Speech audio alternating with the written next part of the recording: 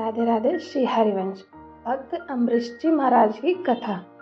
अम्बरीश महाराज अयोध्या के इक्ष्वाकु वंश के अत्यंत धर्मनिष्ठ और श्री विष्णु भक्त राजा थे। वे हर क्षण भगवान का स्मरण करते थे। इसका हम कथा सुनेंगे। एक बार उन्होंने एकादशी व्रत किया।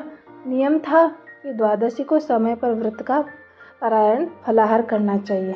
उसी समय महर्षि दुर्वासा उनके महल में आए। इससे ये जो कथा है ये हमें महाराज जी कई बार बता चुके हैं कि जो अम्बरीश जी महाराज है कैसे भगवान के दृढ़ निष्ठ थे कि भगवान का सुदर्शन चक्र उनकी रक्षा के लिए आया।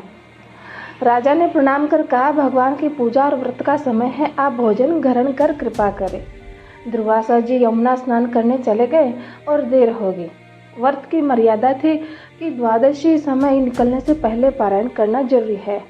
ये तो सत्य है कि जब भी हम एकादशी व्रत करते हैं तो दूसरे दिन हमें शीघ्र ही प्रसाद या कुछ भी पाकर न पारायण कर लेना चाहिए।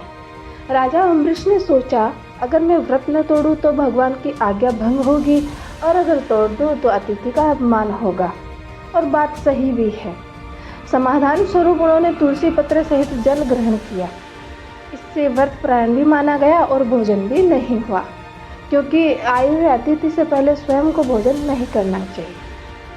अब इस बात का जो महर्षि दुर्वासा जी थे उनको पता चला और उनको बहुत क्रोध आया। स्नान कर लौटे दुर्वासा जी को जब यह पता चला तो वे क्रोधित हुए और क्रूर राक्षस को उत्पन्न कर अम्बरीश पर छोड़ दिया।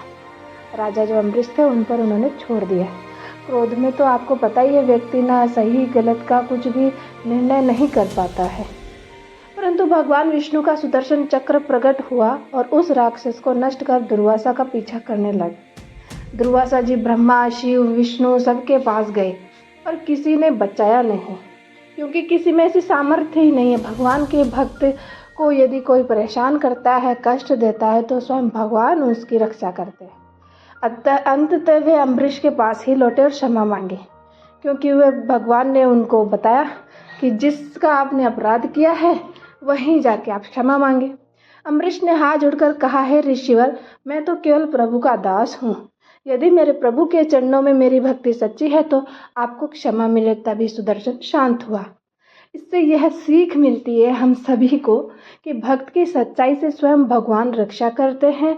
नियम और व्रत का पालन निष्ठा से करना चाहिए, परंतु अहंकार नहीं करना चाहिए। अब अगली कथा होगी भक्त गजराज, जो कि गजेंद्र मोक्ष से भी जानी जाती है। यदि इसकी जिसमें हाथी ने संकट में भगवान को पुकारा और विष्णु स्वयं रक्षा के लिए आए। भगवान स्वयं रक्षा करते हैं जो आर्त भाव से भगवान को पुकारते हैं। राधे राधे।